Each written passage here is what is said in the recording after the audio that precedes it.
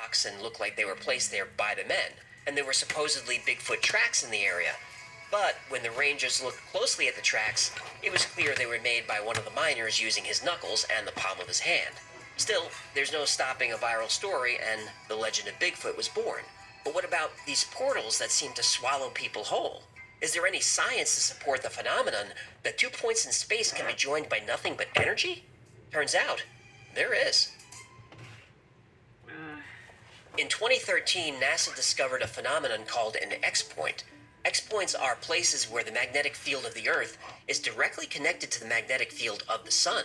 This is an uninterrupted path of energetic particles leading from our planet all the way to our star, 93 million miles away. Another study confirmed these portals and found some of them are short-lived, opening and closing very quickly, but others are stable for long periods of time. Now, obviously, we can't use these portals to travel. Yet. But there is science to support that the Earth is magnetically tethered to the Sun, and the magnetism around Mount Shasta is highly unusual.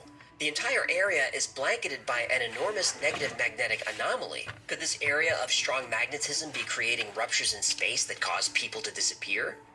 Well, that's a stretch, but if some kind of electromagnetic event were to occur, there are few places on Earth better suited than Mount Shasta. Now, the story of the missing boy who suddenly reappeared 5 hours later, that's true. The part about his grandma Cappy and the puncture in her neck, that came from someone claiming to be her posting her story on the internet, so I don't know. And the boy's parents, conveniently, want to remain anonymous. But Carl Landers really did disappear without a trace, as have many people on Mount Shasta. Now, most of the time, missing hikers are discovered not far from their last known position, usually dead from injuries from a fall. But it's worth acknowledging that there are plenty, I mean lots, of people who just vanish with no explanation. Ooh, what about the UFOs? Well, the UFO sightings can't really be explained. Aha! Weather around Mount Shasta is highly unusual and creates what's known as lenticular cloud formations. Lenticular clouds look like giant UFOs, but they're just clouds. As for what looks like flying spacecraft hovering around and disappearing into the mountains, we'd be silly to discount those reports. Even our own government is finally admitting there are objects zipping around the planet that just can't be explained. So what about J.C. Brown and Lemuria? Well, the J.C. Brown story is a great one, but it might be debunked. In 2017, a researcher named Stephen Sindoni tracked down a man named John Benjamin Bodie, a mining engineer who retired in Mount Shasta. And Bodie had worked for the Lord Cowderay Mining Company, which was also J.C. Brown's employer. And Bodie lived right across the street from where J.C. Brown had given daily lectures on Lemuria and the lost city of Telos. This may not be definitive proof that J.C. Brown was a hoax, but it's pretty compelling research. And I should note that Sindoni is not a debunker. He's a hollow Earth researcher who's been on countless TV and radio shows discussing how the Earth is hollow and home to alien civilizations that live right under our feet. And speaking of hollow Earth, what about Lemuria? Is it hiding inside Mount Shasta? I think Lemuria is the best legend about Mount Shasta, and I'm not the only one. Entire religions have been built around the Lemuria story. In the 1930s, Guy Ballard, a mining engineer, was exploring Mount Shasta. He said he was met by a young man named the Count of Saint Germain. And Count Saint Germain is a legend in paranormal history. He's supposedly immortal and shows up during all kinds of historical events. There's even an account of him being present at the signing of the Declaration of Independence, where he actually gave a speech.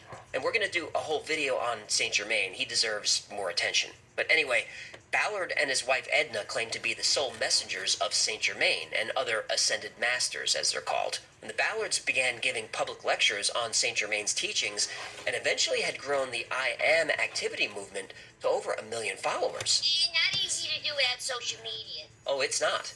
And after Ballard passed away in 1971, most of the I Am members left the religion, but it's still around. You can visit the I Am reading room right now in Mount Shasta City. And Lemuria and Atlantis were nothing more than stories for hundreds, even thousands of years. But with the discoveries like Bimini Road in the Bahamas and the Yonaguni Monument off the coast of Japan, we have to start wondering if these myths weren't myths at all, but actual places. Now, skeptics will say Bimini and Yonaguni are natural formations, but I'll put the pictures up for you to decide. To me, Bimini Road is iffy. I lean toward man-made, but I can see the other side of the argument. But Yonaguni? That looks 100% man-made to me, so what if?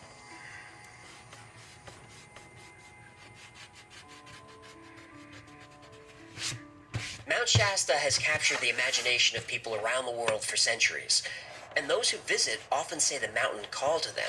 And I think it's fair to say that if you're the type of person who goes to a place expecting to have a spiritual or a supernatural experience, there's a good chance you'll have one. The mind is a powerful thing. But as long as you're not starting religions based on this, I don't think there's anything wrong with believing what others say is a crazy theory. Our civilization's greatest leaps forward come from heretics who dare to challenge the status quo.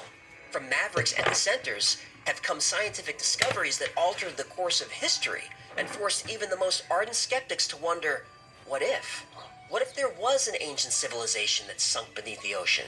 And what if the children of those people are here now, just waiting for our own civilization to catch up, waiting for us to emerge from our selfish adolescence so we can join a larger community, one that exists only for scientific discovery, artistic expression, and spiritual enlightenment.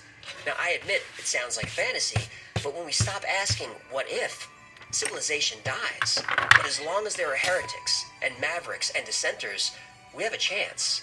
And if you're one of those, keep asking, what if? Everyone on Earth, whether they know it or not, is counting on you. Thank you so much for hanging out with me today. My name is AJ, that's Hecklefish. This has been the Y-Files. If you had fun or learned anything, do me a favor and subscribe, comment, like, share. All that stuff really helps the channel. Trying to defeat the YouTube algorithm is like trying to find the lost city of Telos, but with your help, we can find it together. Until next time, be safe, be kind, and know that you are appreciated.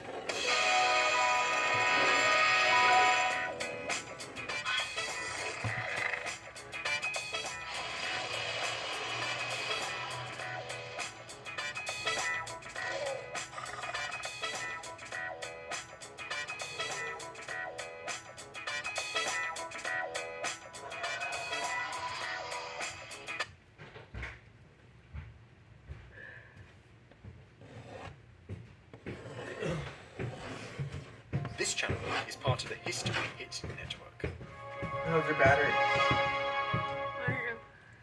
Okay. Thank you. February 13th, 1950. The dawn of the Cold War. Off the west coast of Canada, I'm gonna U.S. go Air do Force this. Bomber 075 is on a top-secret mission. Deep inside the bomb bay, weaponeer Ted Schreier is arming a Mark You got IV 6 nuclear milligrams, right? Yes, please.